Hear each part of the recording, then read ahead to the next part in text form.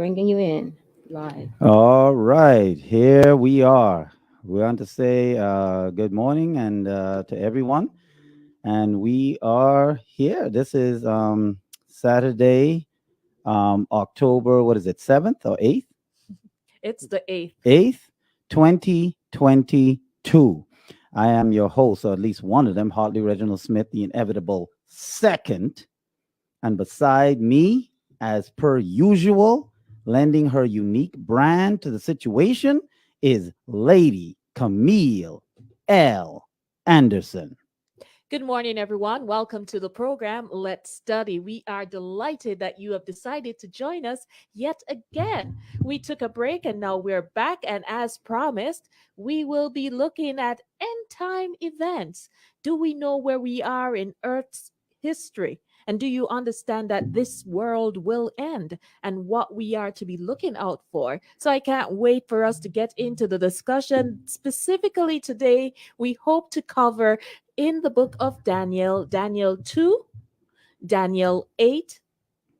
Is it 7? And 7. Yeah, Mhm. so it's Daniel 2, Daniel 7, and Daniel 8. We hope that we will be able to explain it, that you can understand. I don't know about you, but when I heard of the book of Daniel, and Revelation, those were books that I stayed away from. Yeah, because there were things in there that I was scared of growing up. And then when I tried to get an explanation, I was more confused. So we hope not to confuse you this morning, but to get right into it. And so that anybody who asks you, what is the book of Daniel about? What are those symbols representing, those animals? Then you'll be able to do so. We hope to have a 3-part series, correct?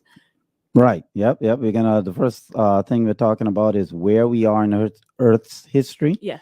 Then after that, we're going to talk about the state of the world during the end of time, and then the state of the church. Those All are the right. 3 parts that we're going to be talking about. We want you to be comfortable to ask any questions that you might have. While we want to get through the material, we want to make sure that you understand. So if there's a question that you have, please let us know. But before we start anything, we always ask the Lord's presence among us. So let's have a word of prayer.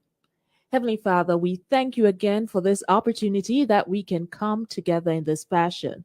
We ask that you will be with us and be with the discussion today as we go into the book of Daniel to talk about end time events. We ask that you will bring persons together who need to hear and that we may all understand and do our part to prepare. Thank you again. In your name we pray. Amen. Amen.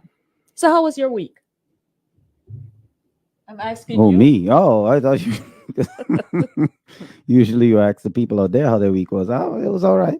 Week was good. We just want people to understand that as we go through this study, our goal is not to get through it. Our goal is for you to understand. That's the goal. So, at any point, if you don't understand something or you have questions, please feel free to stop us because our goal is not to get through it. That's not the goal. The goal is for everyone to understand. Alrighty. As usual, we would like to send a shout out to a couple people who are on. So, Mary, if you can get that list of who is on that we can call out. I have some people here Hmm. that we want to shout out to. From the Philippines, we have Ramiv out of the Philippines, right here in Fort Lauderdale, South Florida. We Hmm. have Tanya Nullally. Tanya, thank you so much for liking the page. Out of Florida again, we have Kareem Campbell. Hi, Kareem.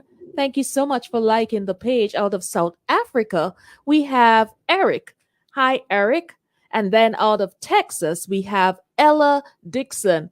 Thank you so much for liking the page. We know that you do have a choice and that you have chosen to stop by. We really appreciate it.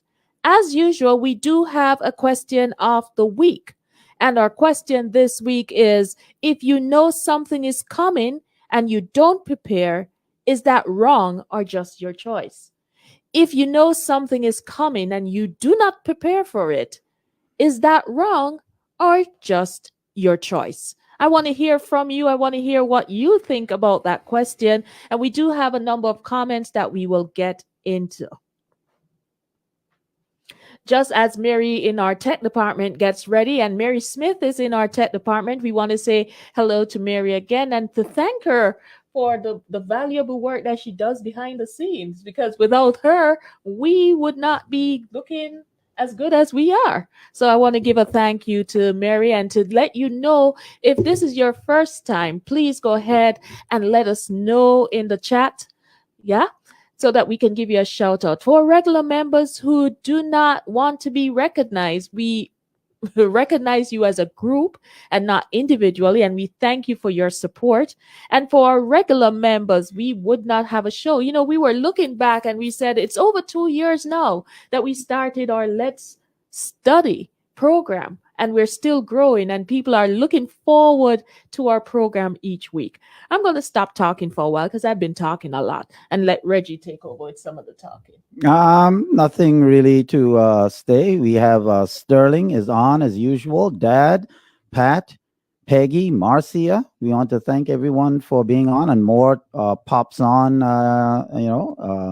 As time goes on, and yeah. So there's nothing really going on. We normally start by saying that Camille's middle name, which starts with L. And this week, the L stands for, are we ready? Here we go. It is Labani. What? Camille Labani Anderson, not Lorne, like Lorne Anderson. Well, probably the younger people won't know who that is. Right. Without that, she's an actress, or I don't know if she is still alive or whatever, but an actress in Hollywood. And but that's not Camille's name. It's not Lonnie, but Labani. Camille Labani Anderson. Now, what does that name mean? Well, it's of a Christian origin, and it means woman, a woman who is full of grace. Oh, Labani means a woman who is full of grace. I tried to be that person. So Well, Yeah, thank I you. think she'll take that. Your parents knew that you would be a woman full of grace, so they named you that so you would make sure and live up to your name. Mhm. All right. So as we go into, we're gonna Camille's just gonna read a couple of responses from the question of the week, and the question of the week is, if we have that, it is, if you knew something was coming and you don't prepare, is that wrong? Is it wrong not to prepare for something you know is coming, or is it just your choice? Because sometimes I just don't want to prepare, so that's my choice. We live in a world now today where everything is your choice. Nothing is right or wrong. Just everything is your choice. You decide or not decide to do it, but no one is saying it's wrong. So what do you think about that? For those that are on, All do you right. think that it's wrong, or is it just your choice? Alrighty, so we have a number of responses, like I said. I'm not sure where this person is responding from, but we have Tajine Blunt says it's your choice. All right. Out of Spanish Town, Jamaica, one of our regulars is Laverne Gallimore, and Laverne says it can go both ways, yes and no. Annie out of Mississippi, right here in the USA, says, and that's Annie Stalwart, who says, I think it's our choice to make the right decisions. And somebody by the handle Confessions of a Wounded Mind says it's your choice when it's pertaining to your life. Wrong when it's supposed to inform other people of what's coming, and you take their choice away by not doing your part. Now that's wrong. Okay, so we have people saying that it's your choice. Some people saying that it's wrong if you if you know take something someone is else's coming choice and away. you don't prepare, is that wrong or just your? So if you know something is coming, so Mhm. let's be practical, like we always want to be. So I know a hurricane is coming, just like we had a hurricane that passed through Florida, and thankfully we are okay.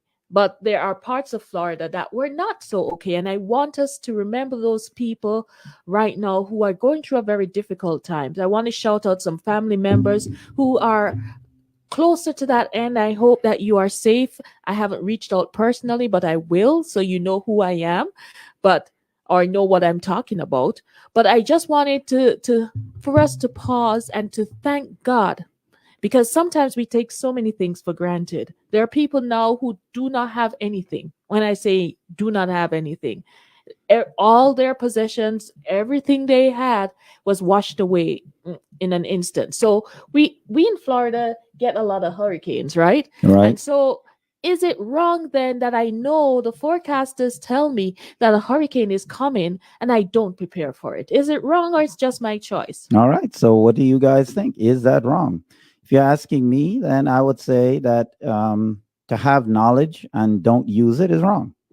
Because that's the purpose of knowledge. That's the reason why we have it. So, if you know that something is happening, let's say you know that something is bad for you. You know that certain foods are bad for you, whatnot, and you eat it anyway. Yes. Yes, that's your choice to do, but it's still wrong because you know it's bad for you. So Alright. that information should be helping you in life. All right. So as we segue now right into our study, we know something is coming. Mhm. And the thing that is coming is the end of the world, right?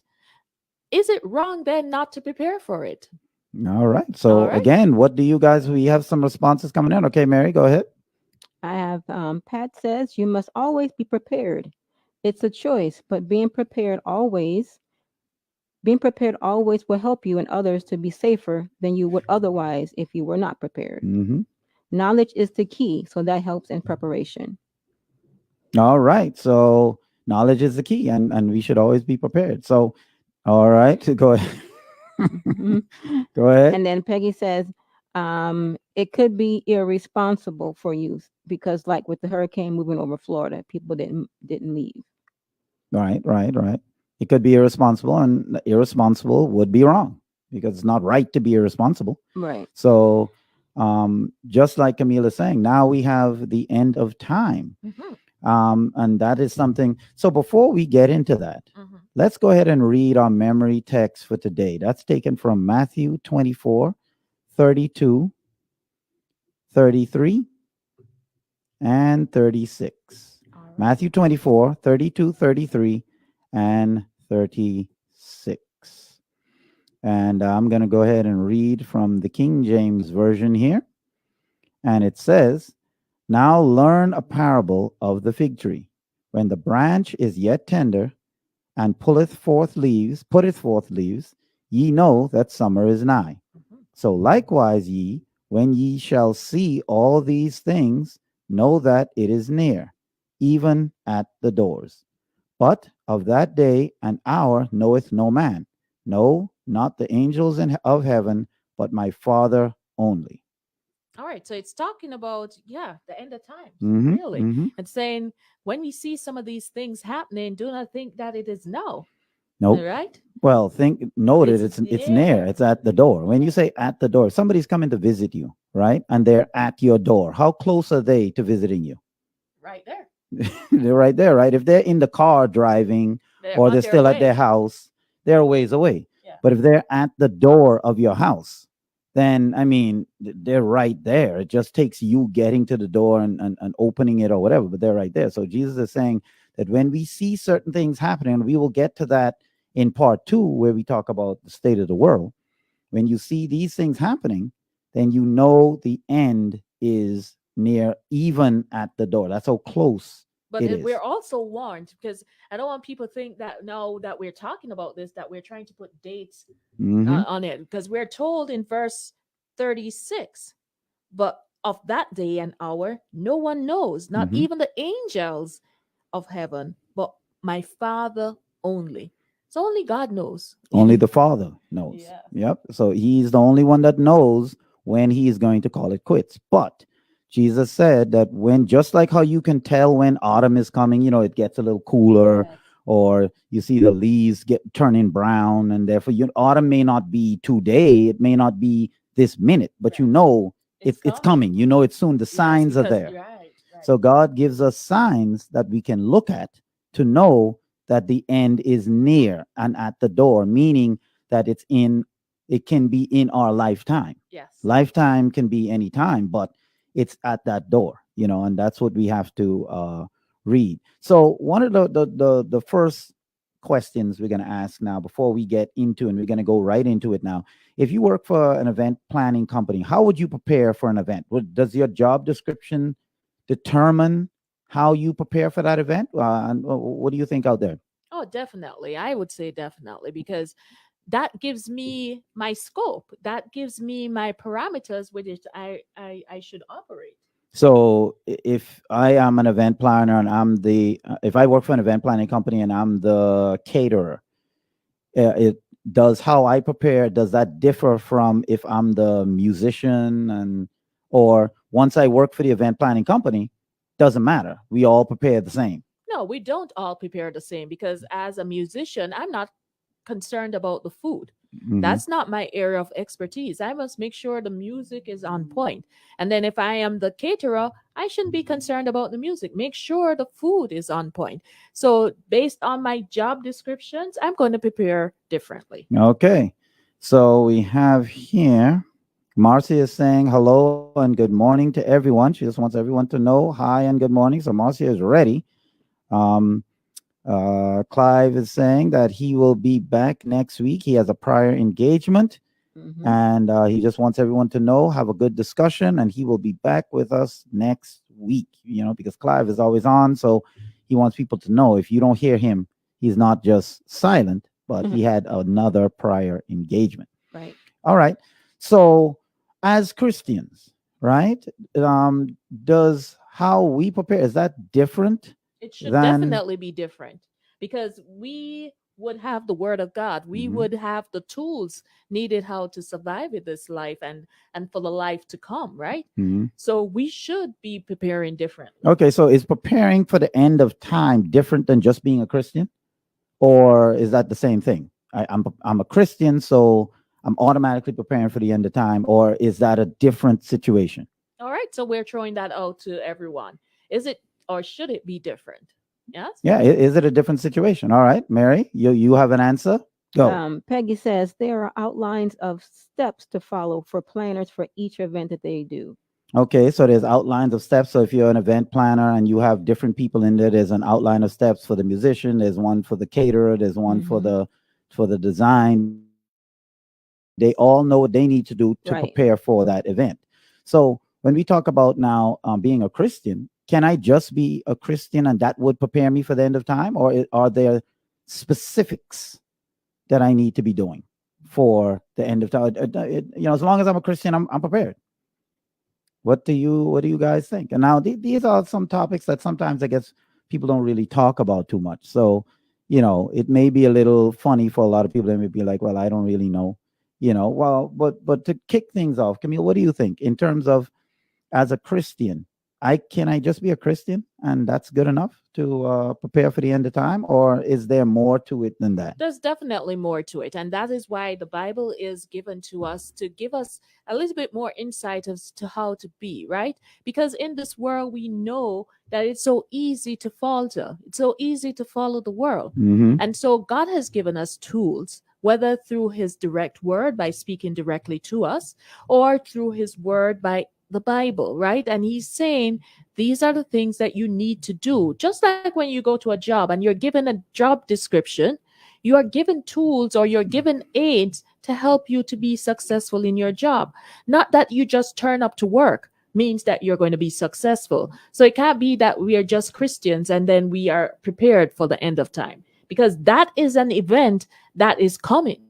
And we need to, just like you prepare for any event that you're going, you can't Mhm. just turn up and then, no, you have to decide what you're going, how you're getting there, you have different things. So we can't just turn up and say, I'm a Christian, so I'm good. No. Right. And we have to know that there's specific things that need to be done. So the question is, what are those specific things? All right, go ahead, Mary. You have a point going. Mary from Florida. All right, Mary from Florida. What do you have to say? Mary from Florida says, of course, there's things you have to do because just like if you have a job, you just don't, you do an interview online or on the phone, and then they say, come and show up on Monday. You can't just show up. You don't know what to do. Mhm. So it has to be certain guidelines, job descriptions. You have to have some type of end game, so you know what you need to do. You don't know. I mean, if you're an office manager or whether you're a janitor or whatever, you need to know what to do. You just don't come in and just start doing stuff. So just like with Christianity, there is an end game. You just don't live how you want to live and just hope I make it to the end of time and then God will take me to heaven. All right. Marcia is saying that I think one should be on the ready every day because you don't know when the end of time is. But then the question is, what do you mean be on the ready? How can you don't you have to do something to be ready, right? If I Right. tell you be ready for a storm, then there's specific things you need to do, right? Like if there's a hurricane coming, you got to get water, Mm-hmm. you have to get canned goods, you have to make sure you have batteries, Right. cash, and stuff. So there's stuff to do, it's not, you're not just going to be ready, there's something to do to be ready. So as a Christian, like what Marcia is saying is true, we have to be ready, but what does that entail? Right. What does that entail us doing? Go ahead, man. Pat says, as a Christian, there are more we need to do to be prepared for God's coming. The Bible gives us the guides and the tools to use to prepare. All right. So we're going to start in Daniel 2, right? All And right. we're going to start by where are we in Earth's history? You know what I'm saying? Because that's important to know, because um does it matter where you are in Earth's history when it comes to preparing for the end of time? Like in terms of Moses, like in his day, would he have to prepare the same as us? What do you guys think out there?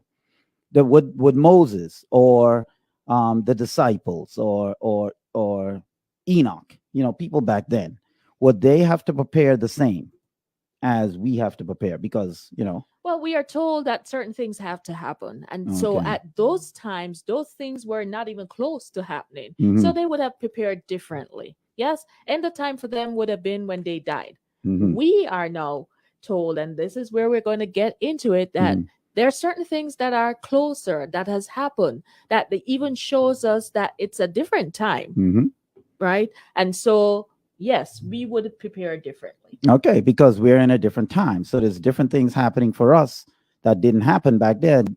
Delano, Henry. Hi, Delano. And Delano is joining us from Trinidad and Tobago. Thank you so much for joining in. All right, so let's go ahead. So we're gonna give a synopsis here. We're gonna start at Daniel 2, but we're gonna start at verse 30, and we're just gonna give a brief synopsis of what's going on, and then we're gonna go into reading verse 30. Go ahead, Mary. Yeah, before you start, Peggy says she wants to say she's very grateful for this discussion, as this would be her first clear manual of steps on how God wants us to prepare for the end of times. All right, all So right. she's So- very happy to so we be here gotta today. step up. Yeah, and she says clear. Right. Clear, so she's expecting clear talk. Exactly. She's not expecting, mumbo jumbo Confusion. and Exactly. confusion, and then she walks away scratching her head because she can't understand.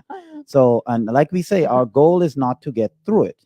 Our goal is for you to understand. So if at any point Yes. you do not understand something, quickly text me or let Mary know, and we will stop and we will make sure you understand, because that's the point. The point is not to get through it. That's not the point. Yeah. Because if you're getting through it but you don't understand, then it's pointless. We have failed. We have failed. And I've seen too many of that. People, they want to just get through whatever it is they're doing, whether it's a sermon or whatever, they want to get through it. And all that does is rush. They rush because time is going, and they rush through it and they get through it. They're finished, but nobody understands. And that's not our goal. All right. So we're starting at Daniel 2. I'm going to be reading from the New King James Version. Okay, so before you read, we're going to start at verse 30. Let's give a synopsis of what's going on, because we're going to pick up just in verse 30. Okay. So we know that Daniel and his friends were conquered by Babylon, right? They weren't following God. Israel wasn't following God as a nation. And so God gave God gave Israel into Babylon's hand. The king Nebuchadnezzar, he allowed Nebuchadnezzar to conquer Israel, and God told them, just go with it, don't fight it, just go with it, and things will be better for you. And so they got conquered, and as a lot of nations do, when they conquer, they try to get the wisest from amongst the people that they conquer. Mm-hmm.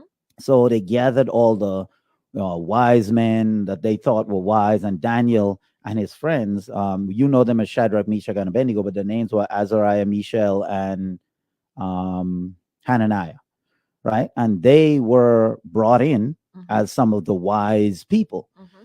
So later on, the king had a dream, right? and he dreamed this dream, and he didn't know what the dream was. The dream was so, and you can read this in the earlier chapters of Daniel. We're just giving you the synopsis, so Earlier verses. the earlier verses of Chapter Daniel, 2. right, of chapter 2. Mhm. And then we're going to pick up on verse 30 when we start reading. So they didn't know. The king didn't know what he dreamed, right? And he woke up and he was troubled. Like sometimes you have those dreams Mhm. and it was weird. You feel weird, but you can't remember exactly what you dreamed. Yes. And so the king was like, what did I dream? What did I can't remember? Mhm. So he called together all his astrologers, all his soothsayers, all of his mystics that he had in the kingdom. And Daniel was among them. Daniel was known as a wise man. He wasn't a mystic or anything, but he was known as a wise man. So he was in that group. But he didn't go when the king called. Like he didn't hear that call. And the king called his usual company of people. And when they came, they said, okay, king, you had a dream. Tell us the dream and we'll give you the interpretation thereof. And the king go, yeah, see, that's the catch. I don't know the dream. Mhm. You see, I don't remember what the dream is. So I want you to tell me the dream and tell me the interpretation. And they're like, come on, king. Yeah, I mean, what you asking is impossible. No human can give, only the gods can know what you dreamed if you're asking us. Mhm. Tell us the dream and we'll give you the interpretation thereof. And the king is like, nah, you gonna lie to me and give me some kind of make something up. I don't want that. Mhm. I want you to because I can't remember. The thing is gone from me. Right. Tell me what I dreamed and I will, and then give me the interpretation. They go, king, we can't do that. I mean, what you're asking, no man in your kingdom could do. So it's not like you're asking and we personally just can't do it, Right. but you could find someone who could do it. Right. Nobody can do that. Wow. And the king was like, well, you know what? I'm going to kill the whole lot of you. If you don't, I'm going to give you X time. And if you guys don't tell me, I'm killing everybody. All of you going to die. Wow. And so they now they're panicked, because and nobody can overrule it. There's no courts to go to. There's This is like the like king. today you can hire a But lawyer this is and the king. this is the king. Well, just like even today, like say the president says something, you could still get a lawyer and you could still, because there's still due process, right? That's the laws of the land. But back then, when the king said something, that was it. So the king say, I'm going to kill everybody. They're now in confusion. And Daniel comes out and Daniel's like, what's going on? What's all this confusion? They go, the king decree, if we can't tell him his dream, he going to kill everyone. And Daniel's like, well, that's kind of rash. You know what I'm saying? Take me to the king. So Daniel went to the king and he said, okay, Nebuchadnezzar, what's going on? He said, I have a dream. And if y'all can't tell me, I'm killing everyone. And Daniel said, okay, just give me some time. I'm going to talk with, I'm going to talk with God and he's going to give me the interpretation, but just give me some time. So he went to his friends and they prayed and they knew the Lord was going to give the interpretation. And Daniel came to the king the next day and he made him know in no way, shape or form, he was to thank for the interpretation. It came from God directly. And he said, God is the one that gives dreams. He is the one that gives the interpretations of the dream. Mhm. And so now, because God has given me the interpretation and the dream itself, I'm going to go ahead and tell you. So that's where we pick up in verse 30. So go ahead, Camille, and you can start with verse. I know that was kind of long, but No, but hopefully we set the tone. Right, and that's we the know tone. what's happening. right. All right. So I'm reading from Daniel 2, verse 30. Daniel 2, verse 30. And I'm reading from the New King James Version. And it says, but as for me, this secret has not been revealed to me because I have more wisdom than anyone living, but for our sakes who make known the interpretation to the king, and that you may know the thoughts of your heart. You, O king, were watching, and behold, a great image. This great image, whose splendor was excellent, stood before you, and its form was awesome. This image, Ed, was of fine gold, his chest and arms of silver, its belly and thighs of bronze, its legs of iron, its feet partly of iron and partly of clay. You watch while a stone was cut without hands, which struck the image on its feet of iron and clay and broke them into pieces.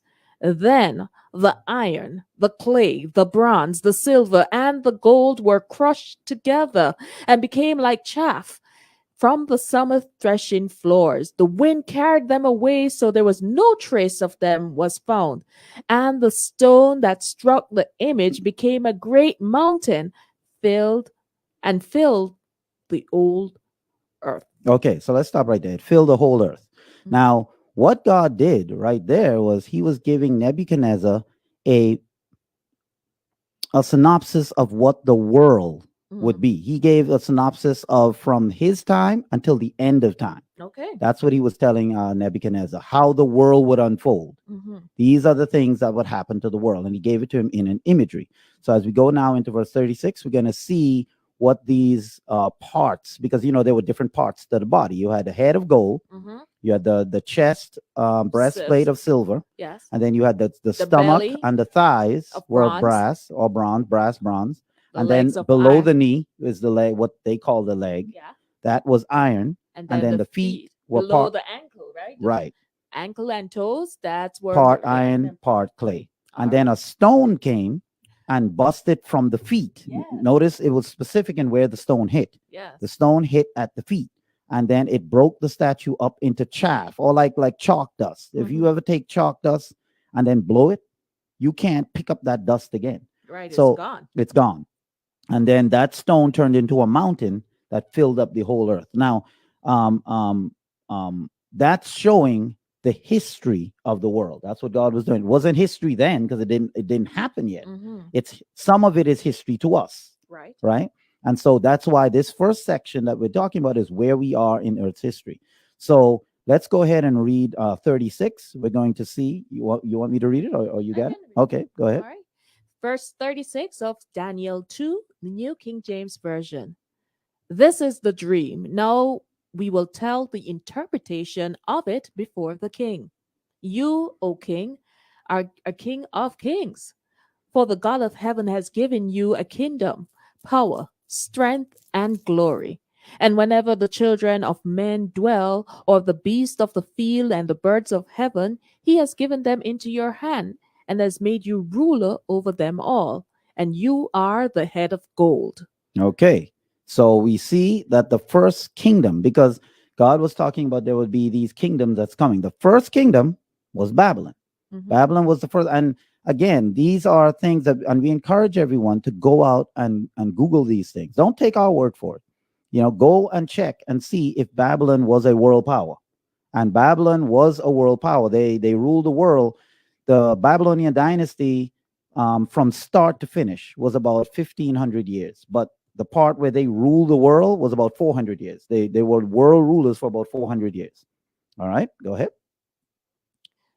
Verse 39. But after you shall rise another kingdom inferior to yours, and then another, a third kingdom of bronze. Mm-hmm. So the first one was gold, the Mhm. second one was silver. Mhm. Then comes the third kingdom of bronze, Mhm. which shall rule over all the earth. Verse 40. And the fourth kingdom shall be as strong as iron, insomuch as iron breaks into pieces and shatters everything.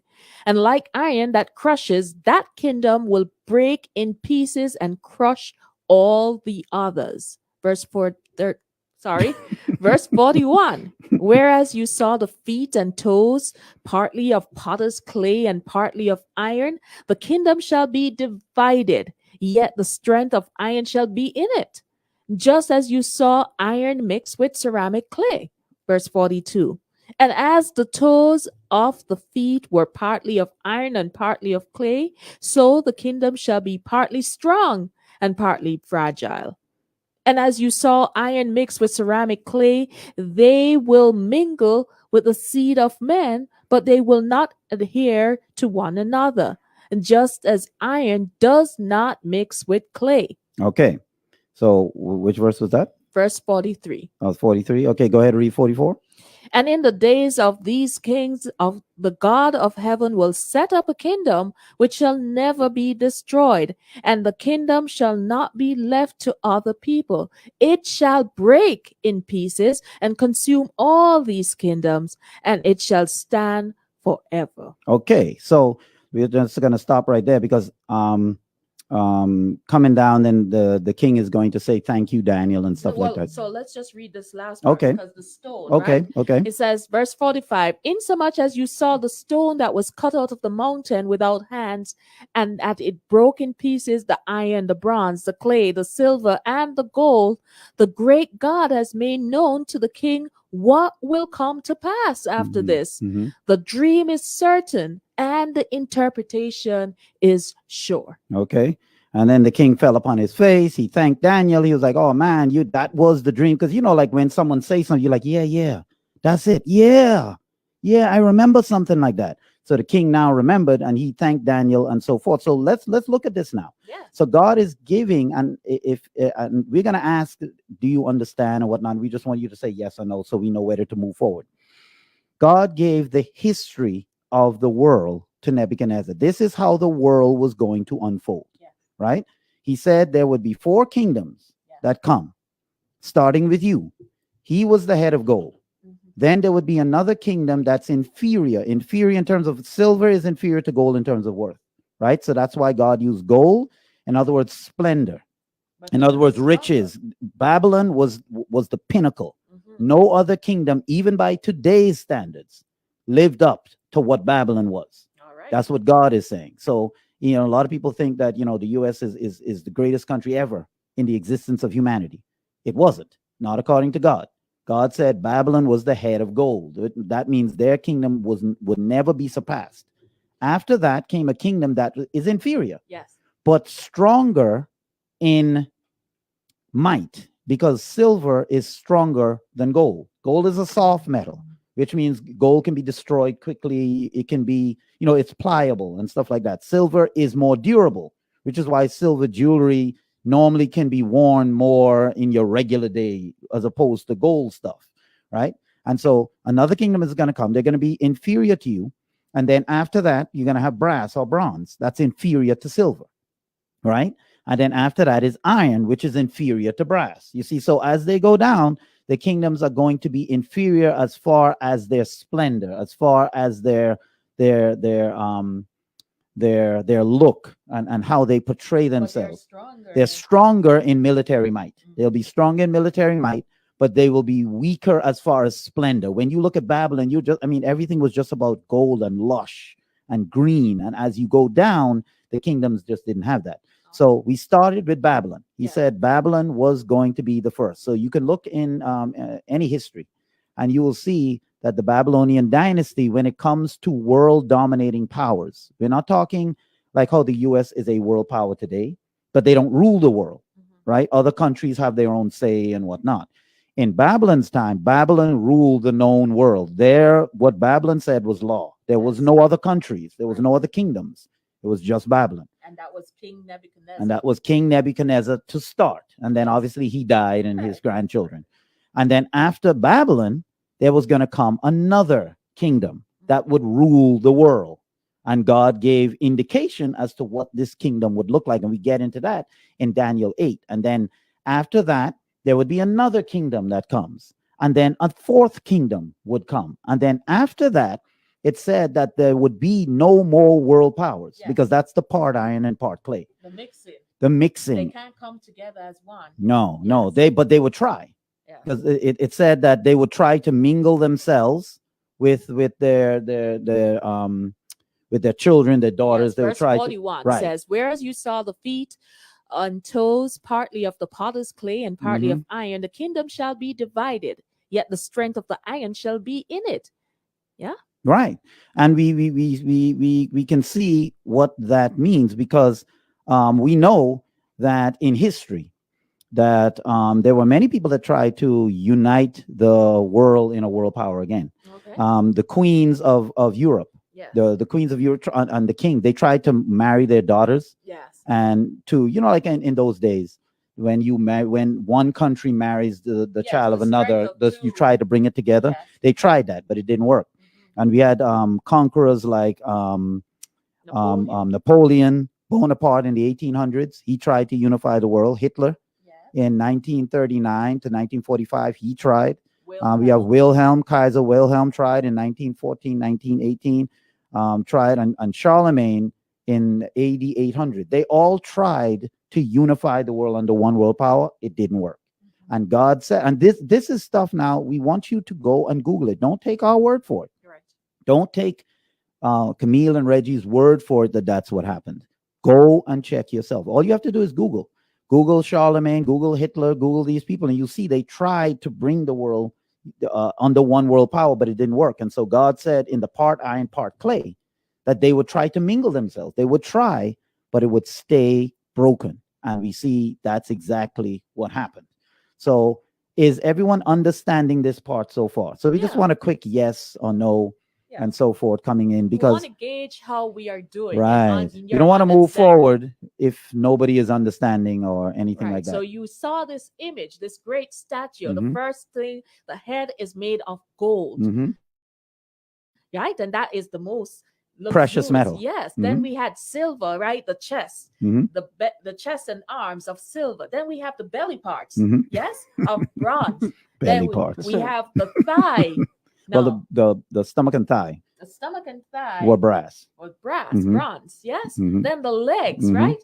So down from the legs down before the Below knee. the knee to the Yeah. ankle. Yeah, below the knee to the ankle, that was what? Iron. Mhm. And then now at the feet, the ankle, below the ankle and the toes Mhm. are iron and clay. And we're saying that this iron and clay points to where we are Mhm. in Earth's history, Mhm. right? Mhm. Because we see that there's not one world power that is dominating the whole world. Mhm. There may be powers that are dominating. So China may control a certain part, Mhm. Russia a certain part, the US a certain part, Mhm. but to dominate the whole world as it is, And their word is law everywhere. yes, That's does not happen. That does not exist. And Not in so our world. that's why we get to know that we are in the feet.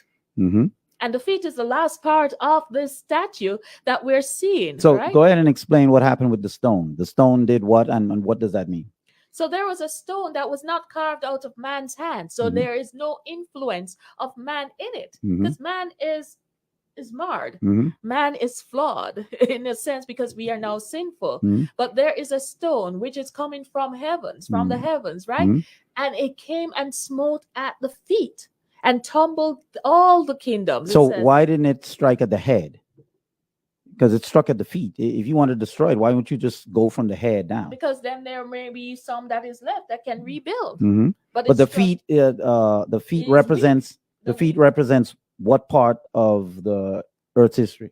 us. Mhm. Like I said, it represents where we are now. So it couldn't have hit at the head because that has passed. It couldn't Mhm. hit at the chest, that is past. It couldn't hit at the belly or the thighs Mhm. because that is past. At the feet, no, it's where we are. And it's showing that God is going to return during the part iron, part clay Yeah. So phase of Earth's and history. then when after that, there's no more. There's no Mhm. more statue because it said when the stone hit it, it Mhm. was so powerful that that it became dust. Mhm. And when the wind blew, there was no more. So Mhm. after this, there is no more. So the Earth kingdom. is going to be destroyed to where you don't recognize. Isn't it going to be like, oh yeah, I recognize that mountain.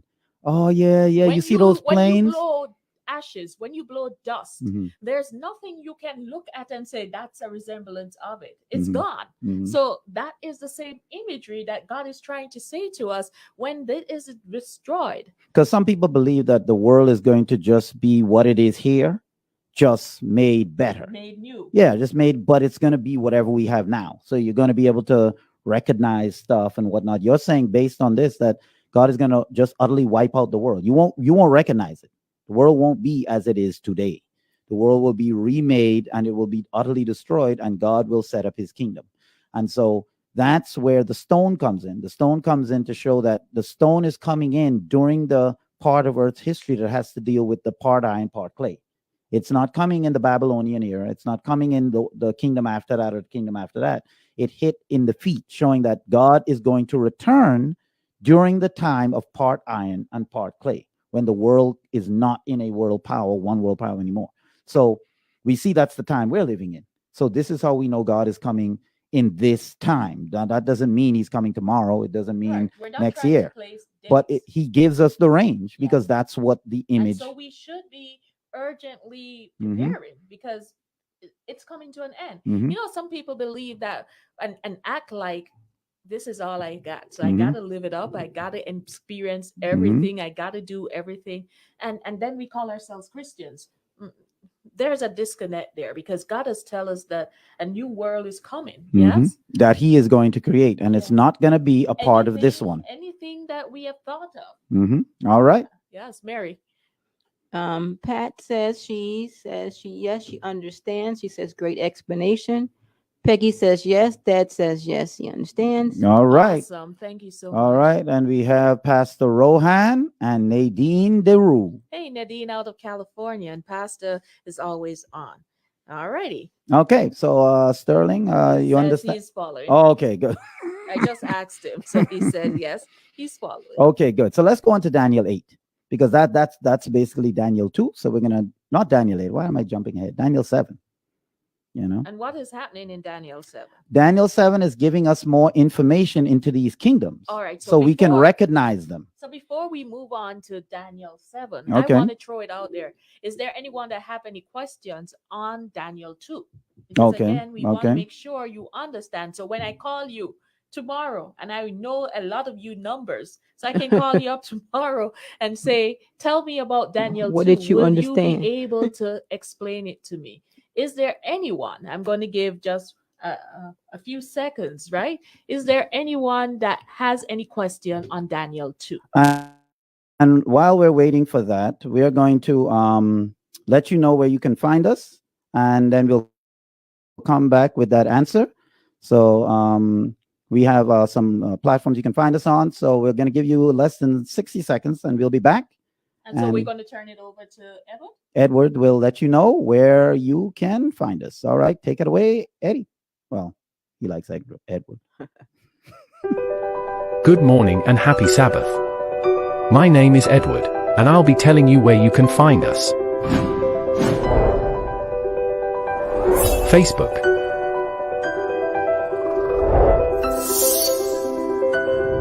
Instagram,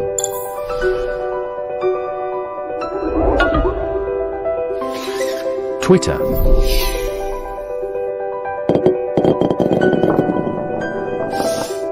YouTube, and of course our website, and all Roku streaming devices. Thanks for joining us today, and I hope everyone learns a lot. Now back to Let's Study with Camille and Reggie. Okay, now we're back. I kept saying all right. So thank you, Edward, for that quick explanation. And where you can see us in the various And I platforms. hope that you caught it. We have different platforms. We Mhm. have a new revamped website. We have YouTube. We Mhm. have Facebook. We have Twitter. We have Instagram. So Mhm. there is no reason why you can't find us on 4Life TV. Mhm. All right. And our Roku app. Oh, yes. How Right, did I right. forget? Yeah. We are now on Roku. Mhm. So you have so many platforms that you can join in from. You're not just limited to a Facebook. Right. And if you don't have a Facebook link or Facebook, you can just go right to YouTube because everyone has. You can just look up YouTube. You don't have to sign up or anything, and just go to our 4Life TV. Search for 4Life TV network. Right. It'll come up and we'll be live streaming. Like now, like so on Sabbaths, you can just go right to YouTube. Right. So you don't have to normally, for those who send out links to, Mhm. you don't have to wait for a link. Right. Or Right. you can go to our website and click watch live and then click the play button and we will be streaming live there. Yes. Right. All right. So, So, tell all your friends. right. Yes, If you please have share, somebody who please doesn't like subscribe Facebook, to go any there. of those platforms and Right. please share it with somebody else. So now we are going into Daniel 7. yes. All right. So we're going to start here and it's going to give us these more about these kingdoms so we can know. We already know Babylon is first, but we're going to go ahead and read down so we can identify these kingdoms as they came up and as they came up in Earth's history. Not they came up because that's what I'm trying to say or Camille is trying to say. These are things that happened in Earth's history. So all you have to do is Google it. You don't have to let us be the determined to say, well, Reggie Doe said that, but who knows, because anyone can say anything. Check it out for yourself. All right. So we're going to start with Daniel 7, verse 1. All right. Again, reading from the New King James Version, and it says, in the first year of Belshazzar, king of Babylon, Daniel had a dream and visions in his head while on his bed. Okay, so and we're gonna stop like as we go just to explain it. So Belshazzar was the grandson of Nebuchadnezzar. So this So is some time. This has is some passed. time has passed because remember when Daniel was conquered, it was Nebuchadnezzar that conquered Israel. So now some time has passed. Belshazzar was the grandson of King Nebuchadnezzar. So this is when Daniel got this vision. This is the vision we're talking about. He got this years after they were conquered. All right. All righty. So we're going to read verse 2 and 3. Then he wrote down the dream, telling the main facts. Verse 2. Daniel spoke, saying, I saw in my vision by night, and behold, the four winds of heaven were stirring up the great sea. And four great beasts came up from the sea, which each different from the other. Okay. So right there. So four winds. What does four winds mean? Now we're talking about compass points. How many compass points do we now? We know we have east, northeast, and all of that. But how many main compass points do we have? Normally four: And what are they? north, south, east, and west. Okay. So when it says four winds, it's talking For about all of the every- world. Right. So 4 points of the world. And when we talk about The great sea. the great sea, we can read Revelations 17:15. Yes. Revelation 17:15, and it lets us know what it means when it's talking about sea. What's the interpretation? Because in prophecy, sea means something, and we know some people know exactly If what. there was one thing that I knew, and that was sea. All right. meant, So this. we're going to read Revelations 17, verse 15, to get the what does sea mean, and it says, reading from the King James Version, and he saith unto me, the waters which thou sawest were where the whore sitteth are peoples, multitudes, nations, and tongues. All right. So the waters mean peoples, multitudes, nations, and tongues. a So lot of people. right, well, yeah. So when it said four great beasts came up from the seas, came up from amongst people, that there were four kingdoms that came up from these people. Because remember, we talked about how many kingdoms did we have in the image? Four. We had four. We had the head of gold, that was Babylon. Then a kingdom came after that, which was silver. Then a kingdom came after that, which was brass or bronze. And then a kingdom came after that, which was iron. And then after that, there was no more world powers.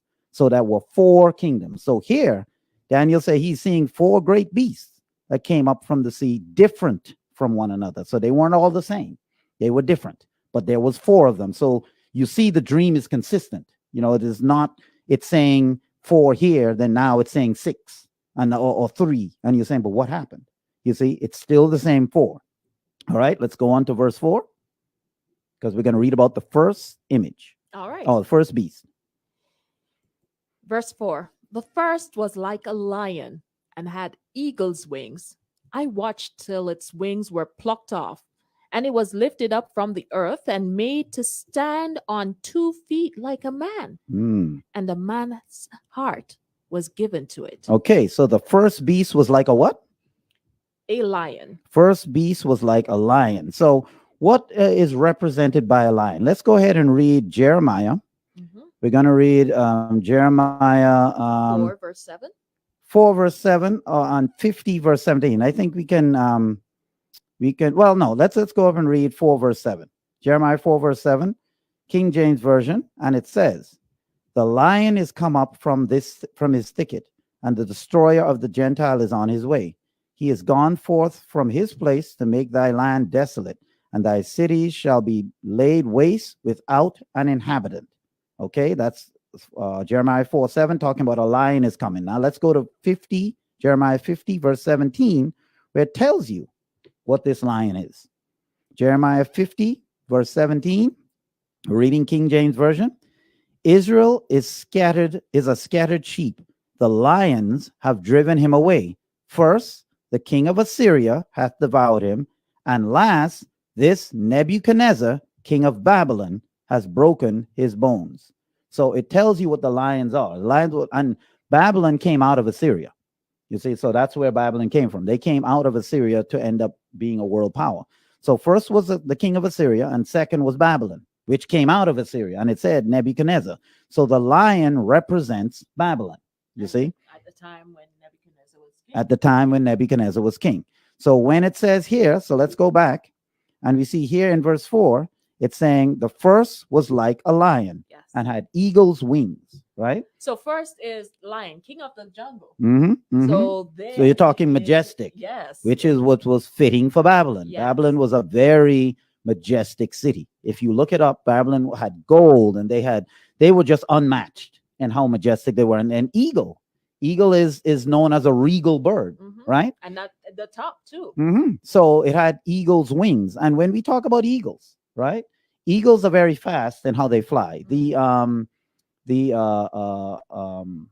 golden eagle has a speed of 200 miles an hour. That's Did you know that? fast. That's fast. I don't know about you, but 200 miles an hour, that's I don't fast. want them chasing me. No, that's He's a- fast. he's So, a NASCAR driver. I can't run 200 miles an hour. So And run it was fast. talking, right. So it was talking about a majestic city, because you had an eagle that's majestic, you had a lion. So top majestic city, Yeah. that described Babylon to a T. Okay. And the eagle, how it can fly fast, it was talking about the swiftness of how fast Babylon conquered the world.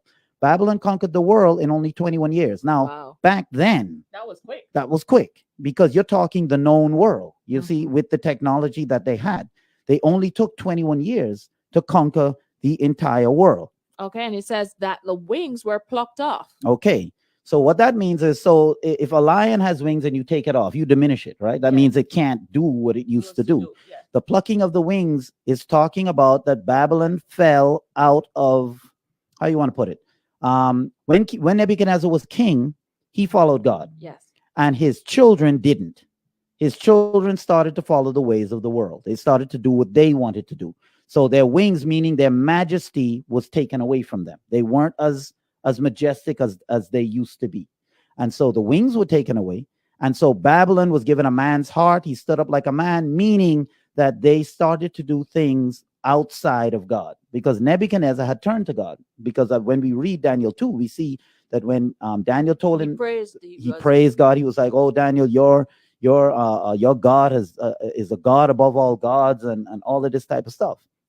But now his children didn't feel the same, and his children turned from God, and so they became weak. Just as a Okay. man is weaker than a lion, they had a man's heart and stood up like a man. Then Babylon became weak, and that's how Babylon got conquered. All right. And then verse 5. And suddenly another beast, a second, like a bear. Mm. It was raised up on one side and had 3 ribs in its mouth between its teeth. And they said thus, "Arise, devour much flesh." Okay, so when we talk about here we have another beast coming out like a bear, right? Mhm. So a bear is another powerful animal, Oh, right? yes. A lion is powerful, bear is powerful, but it was raised on one side. Mhm. If you are favoring one side of your body, Mhm. right? For what else? Say your leg is Injured. injured, and Yes. you're favoring one side. Yes. What does that mean? One is going to get stronger because I'm favoring that side. So one side of you is stronger than the other, Yes. right? So here we was going to have a kingdom that was strong, Mhm. but would have one side stronger than the other. Now you say, well, how could you have a kingdom one side Mhm. stronger Mhm. than the other? Well, when you look at history, you see Babylon was conquered by 2 nations that came together, Yes. Medes and the Persians. Yes. Medo-Persia, But I don't hear about the Medes. because Persia was stronger. Ah. So you had 2 kingdoms came, Media and Persia. They combined to form one kingdom, right? But they still were separate. That's why it was Medio-Persia. But Persia was stronger Mhm. than Media. How many of us have heard of Media as a country? Nobody. Yeah, let's just be honest. None of us have ever heard of Media. Hmm. We've heard of Persia, Yes.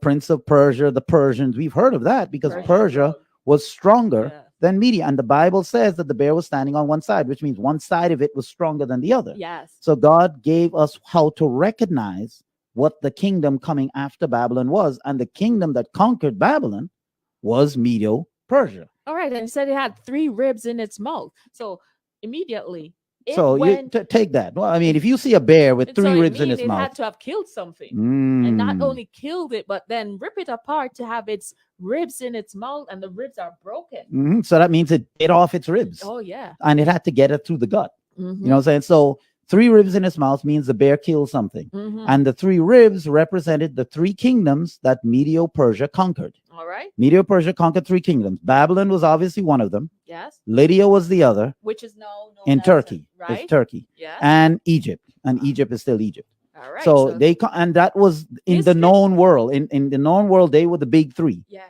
And Medo-Persia conquered all three of them. Conquered Babylon, conquered Lydia, conquered Egypt. And that's in history. You can check that out for yourself. That's not something we are saying. That's what happened. We're only telling you what God said would happen. And in those days, it didn't happen yet. But it happened just as God said. It has happened. It has happened. Medo-Persia, one side was stronger. None of us, well, I'm not, maybe historians have. I have never heard of Media, personally. I've heard of Persia, haven't heard of Media, but the Bible says one kingdom would have been stronger than the other. That was Persia. And that's the reason. And that's the reason. And then it had three ribs in its mouth, meaning the three kingdoms that it conquered. And then what else did it say? And they said, arise, devour, eat much flesh. Eat much flesh shows that Medo-Persia conquered 6 times more territory than Babylon. So a powerful nation, it said eat much flesh. That means it devoured. That means it conquered more land than Babylon did. And it was 6 times the amount of area, territory. Wow. That's how much Medo-Persia conquered. Again, all of this is historical, so you can look it up for yourself. Just All Google right. it. So the first one, very majestic, right? Mhm. This lion, yeah, Mhm. it was Lion with swift. eagle's wings. Yes, Mhm. powerful. Mm. And then it got defeated, and then another came up like a bear, another powerful animal. Mhm. But no, it had 3 ribs in its mouth. yeah, and it Mhm. was favored on one side. Mhm. So we're seeing that some of these animals are not as scary Mhm. as we would think, right? Because Mhm. when I was like, what bear? Mhm. Ribs in the mouth? Mhm. What? Mhm. But we see that's the meaning of it. It was a bear favored on one side, one kingdom stronger than the other because you're favoring one side. That was Medo-Persia. Persia was stronger than Media, and the 3 ribs are the 3 countries or nations that they conquered. All right, Lydia. so again, relating to the image, Mhm. so we're bringing the two, right? So Mhm. the image, head of gold, Mhm. is the lion. Right. The second one, now the chest, the Mhm. breast, Mhm. Mhm. and the arms of silver. Mhm. That is now the leopard, The bear. the bear. Mhm. Sorry, Mhm. and now we're going to another swift animal, and that's the leopard. Okay, verse so- 6. So verse 6 said, and I looked, and there was another like a leopard, which had on its back 4 wings of a bird. The beast also had 4 heads and had dominion, and dominion was given to it. Okay, so let's go ahead and dissect that now. So it Yes. says a leopard. Now, is a leopard as strong as a lion or a bear? No, But what is its advantage over a lion? swiftness. That's a Swiftness very and fast- agile. Yeah, Yes, it's that- very agile, because a Yeah. leopard is smaller, so it can Yes. move through, go in and out quick. Whereas a bear is just powerful; they just swipe you and you're done. Mm. A leopard can go in and out. And then it said it had 4 wings of a fowl or bird. It didn't say eagle. Yes. So what does that mean? Because it didn't say eagle now, but it had 4 wings. So it was quick, but it Mm. wasn't as majestic There you as the go. eagle. All right. So it wasn't a majestic kingdom because remember, each kingdom was supposed to be inferior. Mhm. Hayden Hanna and Annie Stallworth, thank you for joining us today. Thank you so All much, right. guys. So we're talking about end time events and we're talking about where we are in Earth's history. And So at the looking third we're beast, looking at the third kingdom, the world power which that was- came. which So was we see the bronze. first world power was Yes. Babylon. Yes. After Babylon, the next world power was Medo-Persia, Yeah. right? Now the third world power, we're talking about this leopard with 4 Yes, wings. Yes. So the leopard, the next kingdom that conquered Medo-Persia was Greece. Mm. Greece was under, again, all of this is historical. So you can write it down and go look it up later. Yes. Just Google it. Greece conquered Medo-Persia, right? And It was swift. it was swift because the leopard with 4 wings shows the swiftness because wings mean fast, right? Yeah. Wings mean you can go fast. And if you have 4 of them, Yeah. you can go even faster. Faster. So Alexander the Great, Yes. Have you Right? ever heard of Alexander yeah, the Great? he's known in history. He conquered Medo-Persia and the known world in 3 years. Mm. 3 years. Remember, Babylon took 21 to do the same thing. And they conquered in 3 years through Alexander the Great. But as a leopard is more agile, it's also weaker Yes. than the bear and the lion. It's not as Yes. strong as a bear and a lion. Alexander the Great died very early at age 32. Yes. Once he conquered the known world, he got sick and he died at age 32. So There was a void. there was a void that was there because he died. Because he was a ruler of Greece Mhm. and then ruler of the known world. He died without an heir. He didn't have any children, Mhm. male children to leave anything to. Mhm. And it So said his- that it had 4 heads. It had 4 heads. His 4 generals. Heads. Right. Well, not his 4, but his 4 strongest generals, because he had more than 4. Yes, it's But it strong. whittled down to 4. Yes. They fought, and the 4 strongest ended up taking over. And so the 4 dominion heads, was given to it. yeah, because they took over. Yeah. They were now in power. Those 4 generals, they divided up the territories amongst them. So that's what that animal means. So we're going to stop right there real quick. And we want to know again, are we understanding what these things mean? Is the meaning clear, or is it we're going too fast so you don't understand? Just a quick yes or no will be appreciated. So, Mary, what do you, is this understandable? And Mary's going to say, maybe not. It's much better than it used to be. Yes. Okay, so while we're waiting for those responses, because we don't want to move on before we get that. Let's hear again where we can find us. Okay, I was gonna say something else, but we can go. You want Edward to? Yes, let's hear again from Edward as he tells us Edward, where. get back to work. Get over here. And Okay. make sure and read from that script. All right. Okay, so Marcy is saying yes, keep going, don't stop. All right. Go ahead, Edward. Good morning and happy Sabbath. My name is Edward, and I'll be telling you where you can find us. Facebook,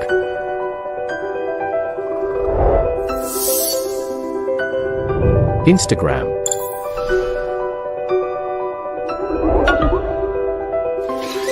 Twitter,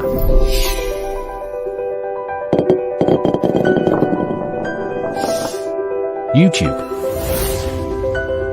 and of course our website, and all Roku streaming devices. Thanks for joining us today, and I hope everyone learns a lot. Now back to Let's Study with Camille and Reggie.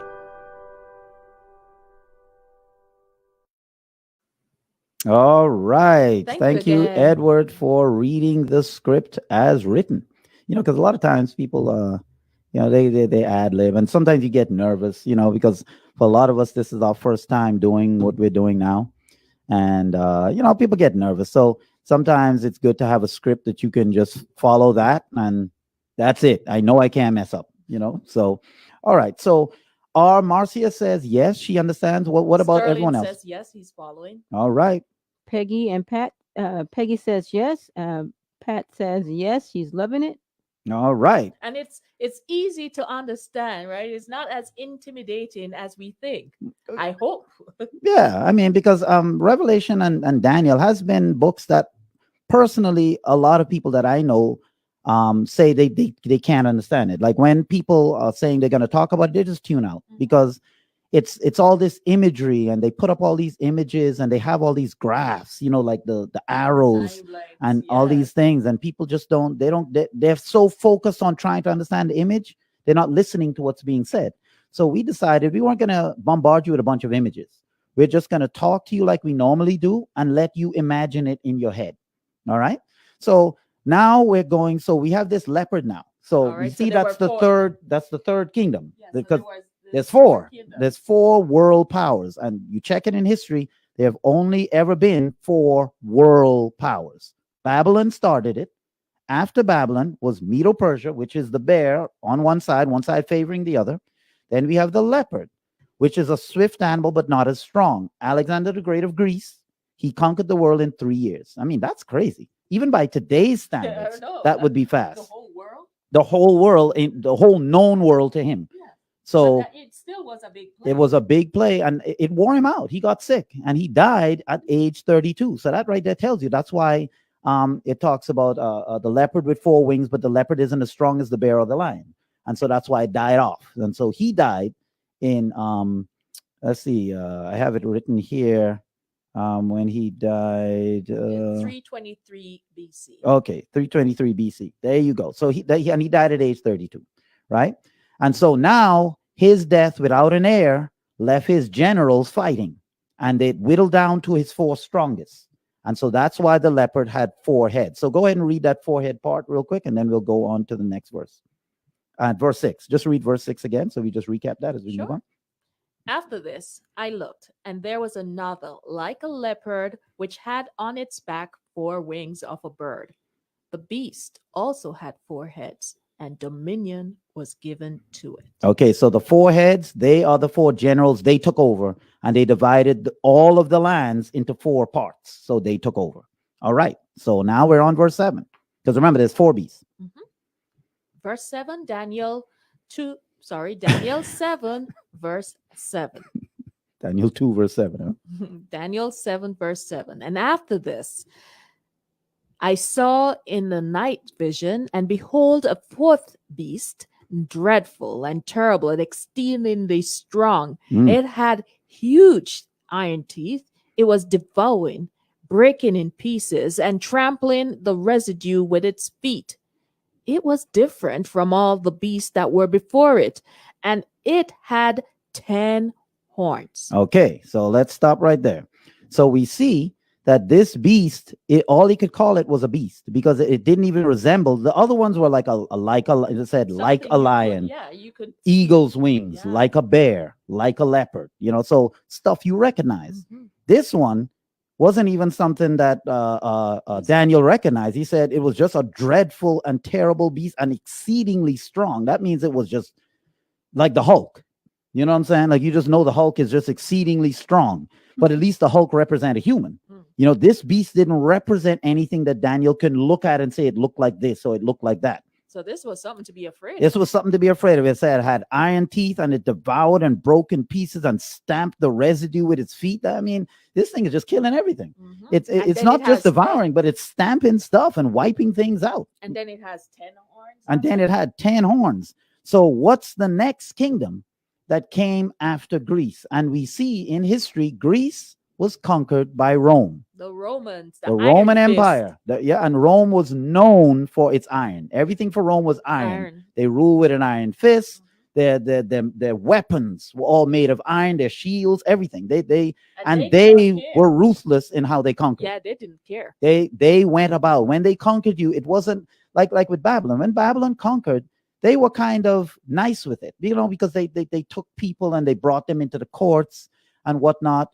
And matter of fact, Babylon had conquered in 2 waves. The first wave, Babylon came and they conquered, and then they saw people wasn't doing what they needed to do. They came back and conquered them and said, "Look, buddy, I told you what you needed to do." But that shows you the niceness of Babylon. Mhm. Rome didn't do that. They wiped you Rome out. just wiped you out, and they just utterly destroyed you. They wanted to show you the might of Rome. And so that's why we see in the image again, And we it- have now the Mhm. legs, right? Mhm. Of iron, Mhm. strong. So let's go over that again with the statue to show how it's correlating to these All right, animals. And so it's we not have different. The head of gold. So majestic, just like a lion and eagle's wings. Yes. Right. That was the lion, right? So the head of gold is Mhm. represented by the lion. Mhm. Then we have the bear, which is represented silver, Mhm. the breast, the chest, Mhm. the arms, Mhm. silver, Mhm. right? And we were told that this kingdom came up quickly. Mhm. Yes, but it was not as majestic as Nebuchadnezzar, the first Mhm. main Mhm. kingdom, And right? it was 2 kingdoms merged in one. Media Persia, right? Because the bear then favored one side. Mhm. So Medes and the Persians, and we know that the Medes were weaker. Mhm. We only hear of the Persians today, right? And then there were Then the leopard came.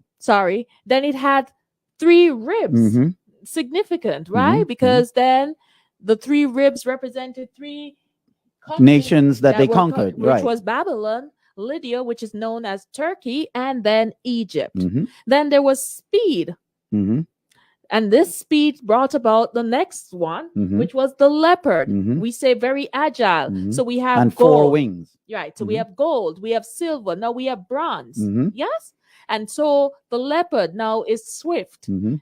And we can relate in history to Mhm. Alexander the Great, Mhm. who was very swift in conquering the known world. Mhm. And that was 3 done. years. That's Yeah, crazy. that was done in 3 years. Mhm. And he conquered that, but he died at age 32. Mhm. And now, after that, we have this fourth beast, Mhm. this unrecognizable beast, this Mhm. terrible beast, this, Mhm. very strong Mhm. beast, too. And this is, before we got to the fourth beast, we were told that there were 4 heads on the leopard. Mhm. And Mhm. the 4 heads represented the 4 generals that came up after Alexander the Great Because he had no heir. died. Right. Yes. And they ruled for a time, but they fell to this great, dreadful beast, Mhm. now, which are the feet. Mhm. Yes, iron. Or the legs, sorry. Mhm. The legs, iron. Mhm. And this is represented by Rome. Yep. Yep. Yeah. Because remember, Rome was around during Jesus' time. Yes. It was the Romans' court that Pilate was a Roman, and he is the one that sentenced Jesus to death when he said, "Give you a choice between Barabbas and Jesus." So Yes. the Romans came after Greece, and they were merciless. And the 10 horns now. What does that represent? Well, if we So let's go ahead and read. Yes. So let me read Mhm. verse 8. So Daniel 7, verse 8. Mhm. I was considering the horns. So let me go back to 7. After this, I saw in the night's vision, and behold, a fourth beast, dreadful and terrible, exceedingly strong. It had huge iron teeth. It was devouring, breaking in pieces, and trampling the residue with its feet. It was different from all the beasts that were before it. It had 10 horns. I was considering the horns, and there were another horn, a little one, coming up among them, before whom the 3 of the first horns were plucked up by its roots. And there in this horn were eyes like the eyes of a man, and a mouth speaking pompous words. Keep going. We're going to read down to verse 24. So keep going. 9. Verse 9. 9. I watched till thrones were put in place, and the Ancient of Days was seated. His garment was white as snow, and his hair on his head was pure like wool. His throne was a fiery flame, its wheels burning fire. A fiery stream issued and came forth from before him. Thousands ministered to him. 10,000 times 10,000 stood before him. The court was seated, and the books were open. And I watched then, because the sound of the pompous words which the horn was speaking, I watched till the beast was slain, and its body destroyed, and given to the burning flame. And as for the rest of the beasts, they had their dominion taken away, yet their lives were prolonged for a season and time. Verse 13. I was watching in the night's vision, and behold, one like the Son of Man coming with the clouds of heaven. He came to the Ancient of Days, and they brought him near before him.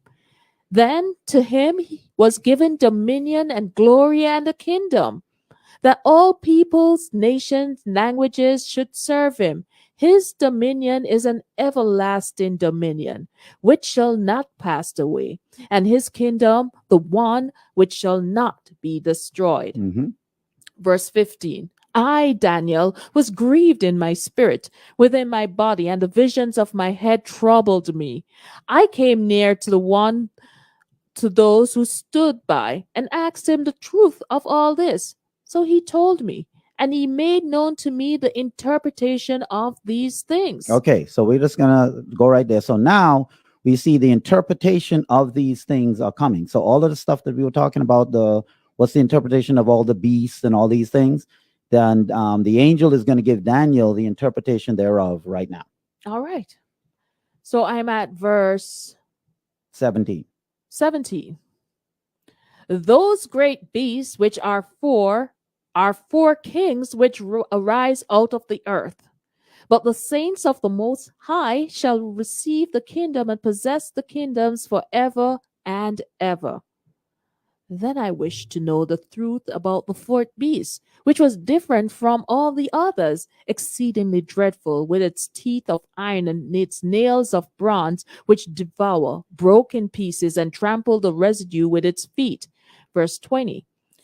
And the 10 horns which were on its head, and the other horn which came up, before which 3 fell, namely that horn which had eyes, and a mouth which spoke pompous words, whose appearance was greater than his fellows. I was watching, and the same horn which was making war against the saints and prevailing against them, until the Ancient of Days came, and a judgment was made in favor of the saints of the Most High. And the time came for the saints to possess the kingdom. Verse 23. Just read to 24. Thus he said, the fourth beast shall be a fourth kingdom on earth, which shall be different from all other kingdoms, and shall devour the whole earth, trample it, and break it in pieces. The 10 horns are 10 kings, who shall arise from this kingdom, and another shall arise from them, and he shall be different from the first ones, and he shall subdue 3 kings. All right. So That's a lot going on. So basically, what we see here is the history of the world. You have the four kingdoms, because it said the 4 beasts are 4 kings, right? Yeah. 4 kingdoms. Yeah, so when And we we hear beast, We know it was 4 kingdoms. and when we hear horns, We know it was 10. It was still Rulers. kingdoms, yes, but they're still rulers. They Yes, were the 10 rulers. kings who came out of this 4th beast okay. or 4th kingdom. So we had Babylon, then we had Medo-Persia, Mhm. then we have Greece, Mhm. and now we have Rome. And Rome, when Rome wasn't conquered, so to speak, because there was no more world power after that. But Rome divided into 10 kingdoms, So right? the And 10 10 horns, kingdoms, 10 10 rulers. horns Yes. is 10 kingdoms. 10 kingdoms of Europe is what Yes. they divided into. But they said there were 3 little horns. That were plucked Plucked up. up. Right. So So they're no more. they're no more. You would not know of them today. But when we look at the 10 kingdoms that Rome was divided into, because after the barbarians came, because the barbarians Barbarians at the door. they're the ones that caused the final fall of Rome, to where there was no more Roman Empire politically. Okay. The pagan Rome, as far as their political power and their might, that was gone. Okay. Right? And the barbarians are the ones that came in and divided up Rome into 10 provinces, right? You had the Visigoths. So where are we?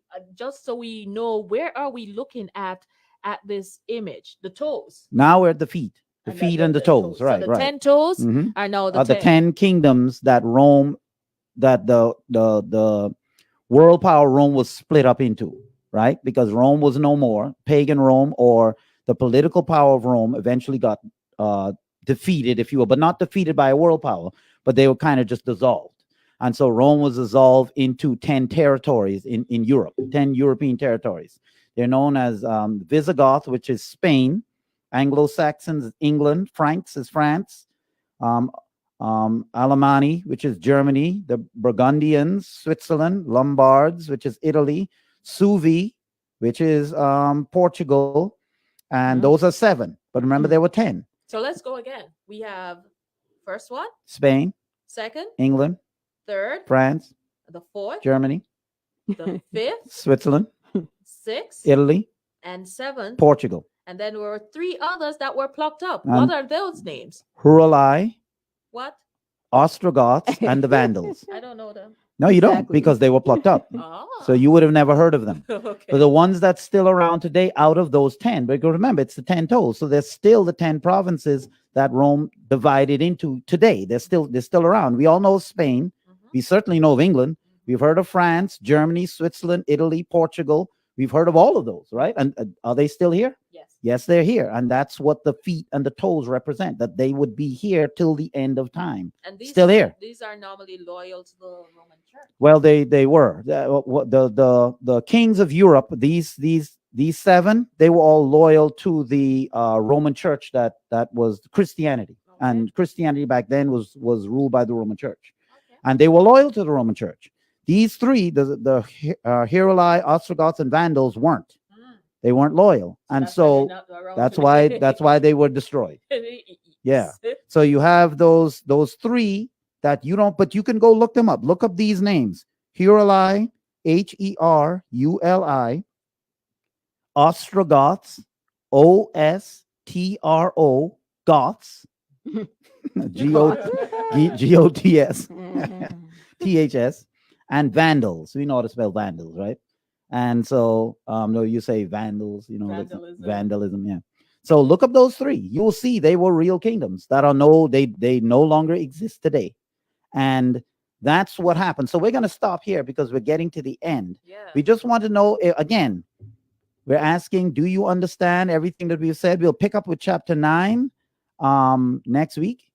We'll start with chapter 9 because this first part is dealing with Daniel 2, Daniel 8, and Daniel 9. All right. Then we'll go from there. We'll go on to what is the world going to look like during the time of the end. Alrighty, so we are introduced to Daniel again, Mhm. and Daniel is now put before the king because the king had this terrible dream that he couldn't remember. Mhm. The king was about to wipe out his namesayers, his soothsayers, Mhm. as prophecy tellers, Mhm. and they couldn't tell him what the dream was. They wanted him to tell them, and then they would make up a story. Daniel then said, "No, there's one person that can tell you what the dream is and also give you an interpretation of what that dream was, and that was God." Mhm. And so Is God. And so he went to God and asked him to help him to give the king this interpretation. When Daniel then went and told Nebuchadnezzar the dream, it was of a great statue, and this statue was broken up into different parts because there were different Metals. that Mhm. made up this big statue. The first one was of gold, and that was the head, and we are told that that is Babylon. Yes, that is also represented as a lion, and the lion is the king of Mhm. all animals, right? Very majestic. Yes, With eagle's wings. with eagle's wings, Mhm. right? Fast. So Babylon conquered the then known world fast too. And 21 years. Yeah. yeah, and it was very, very majestic, you Mhm. know, this great kingdom. Mhm. But then this kingdom got weak. Mhm. Because it was given stood up like a man and given a man's heart. In other words, they turned from God Yes. and they did everything like the world, and it made them weak. And so we had now silver, which was the breast and the chest and the arms, right? Silver on the statue, and silver represented which nation? Medo-Persia. The Medo-Persians. We were told that this animal then was a bear, Mhm. and the bear was standing on one side of its body, Favoring one side. Yeah. right? And so we were looking at history. We see the Medes and Persians came up after Babylon, but then Persia became more dominant. But Persia then was also conquered because Persia got weak, Mhm. right? And Persia, we were told what happened with Persia, the animal, that bear. What Mhm. happened with the Bear bear? had 3 ribs in its mouth, meaning the 3 kingdoms that Medo-Persia conquered, which is Babylon, Lydia, and Egypt. And then it devoured much flesh. Yes. And that means it devoured 6 times the amount of territory as Babylon did. And we could relate to who came with silver? Alexander the Great. Mhm. Yes. And Alexander died early. Mhm. I Well, that think- was the next kingdom. Sorry, Yeah, the the leopard. brass, right, Yes, right. Mhm. brass, leopard. Mhm. Yes, so that is now, so the head is gold, Mhm. the chest is silver, the arms is silver, the belly part, Mhm. or Belly part and midriff and the thighs were brass. brass. And And that that- is the leopard. Mhm. Also very swift, very agile. It Mhm. also had 4 wings on its back, Mhm. which mean it moved quickly. Mhm. And it moved faster than just 2 wings, right? It was 6 Mhm. times faster. Well, And much more faster. Yeah, Mhm. Alexander the Great was credited Mhm. for creating this kingdom. Mhm. But then he had 4 heads on 4. The leopard had 4 heads. Mhm. Yeah, which indicated that after Alexander the Great died, 4 top generals arose and was now ruling, Mhm. and they were given the dominion over the then world. Mhm. But they Mhm. too were devoured Mhm. or destroyed because this great beast, Mhm. which was represented by what? Represented Rome. It had iron teeth. It smashed everything. The It legs. devoured everything. Yes. And the legs of iron represented iron. And this was different. This beast was different than all the other ones. Mhm, It couldn't even be classified as something Daniel recognized. mhm. So it just said a great beast, and that is Rome. And it was devouring everything, Mhm. right? And then this beast had horns. Ended up being turned into 10 horns, Mhm. right? And that's the 10 provinces, European provinces that Rome eventually split up into. Alrighty. And that's where we are now. And then from that 10 horns, 3 were plucked out. And we'll get into that next week. Mhm. We'll talk about the 3 plucked up horns. But we just want to know if everyone understands And if up to there's this any point. questions, please let us know before we move on, before we close out. Do you have any questions? Yes, Mary. I think you already said it, but we had Peggy says, "Thank you very much. Very interesting overview. I appreciate all the explanations. It does make sense of the symbolism in Daniel's dream." All right. Wonderful. And then we have a new viewer, Mima Queen.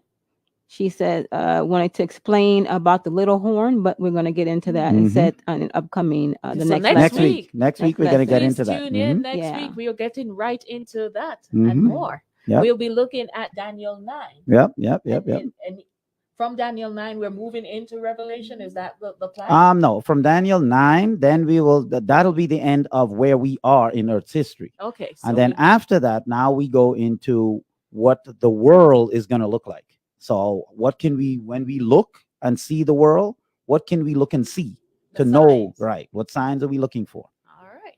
All right. So, yes, we're going to get into that little horn power next week. But And if you have any questions on what we have discussed, or you have any questions concerning end time events that you want us to discuss, please send in those questions to us so we can prepare, so that next week we can get right into it. Right into it. Okay. So, that's it for me. All right. As Mhm. usual, we close out with a word of prayer. All right. And I'm going to ask you to close out in a word of prayer for us. All right, so let's pray.